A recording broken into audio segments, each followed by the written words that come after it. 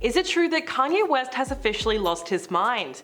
The rapper yet again went on another anti-Semitic rant during a Thursday appearance on Infowars with conspiracy theorist Alex Jones. He went on the program with white nationalist Nick Fuentes and answered questions while wearing a fully hooded mask. Jones brought up Kanye's comments and said that he doesn't deserve to be demonized for what he said and compared to the most hated person in history.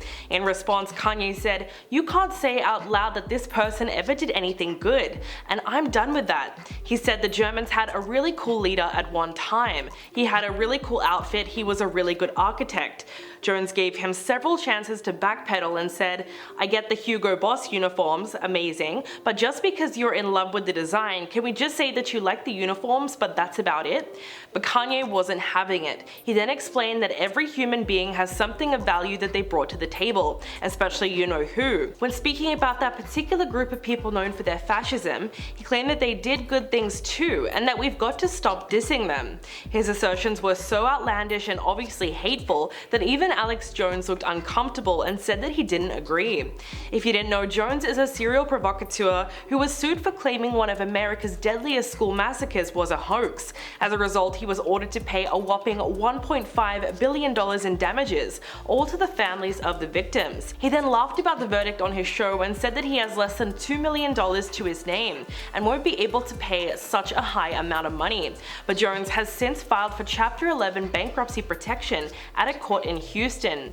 As the train wreck of an interview keeps going on, things get more and more chaotic, and eventually it gets to the point where Kanye is the only one choosing where the conversation goes. He says things like, "Jesus can save everyone," and "put on the whole armor of God and they will not be able to break your spirit." At one point he said, "They want to separate and confuse the Christians and make us afraid to stand next to each other."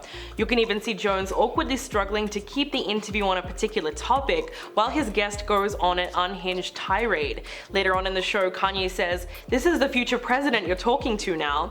But when Jones tried to follow that up by saying, "You said you're going to run for president in 2024, Kanye said, "Alex, you're really good at stating things in a way that'll get you sued." The rapper then pulled out a bottle of Yoo-Hoo chocolate drink and a small net, and then he went into a very high-pitched voice and said, "We have to control the history books, we have to control the banks, and we have to go and kill people." Jones was pretty taken aback because he obviously wasn't prepared to see Kanye like this. Meanwhile, Nick Fuentes watched the whole thing with a grin.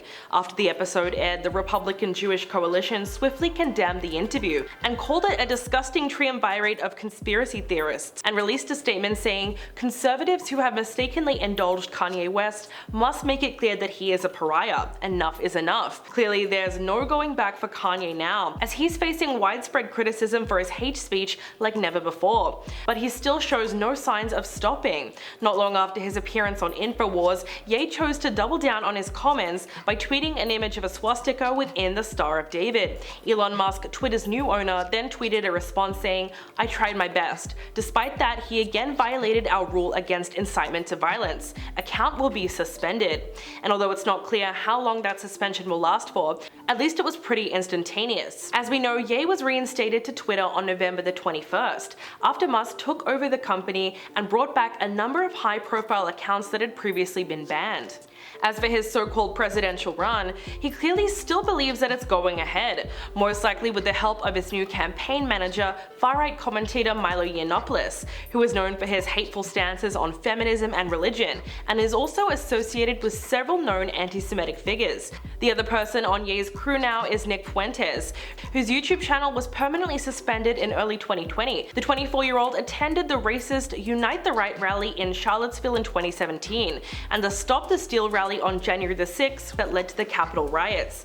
Nick also produces the America First podcast, which he has used to accumulate a large following, especially for his blatant anti-Semitism. Let's not forget what happened on Monday when Ye walked out of an interview after he was asked to defend his remarks. He was on a live-streamed episode of Tim Pool's Timcast podcast alongside both Nick and Milo. Within the first 10 minutes of the show, in a rambling rant, Kanye compared himself to Martin Luther King, saying, "I thought I was more Malcolm X, but I found out I'm more MLK.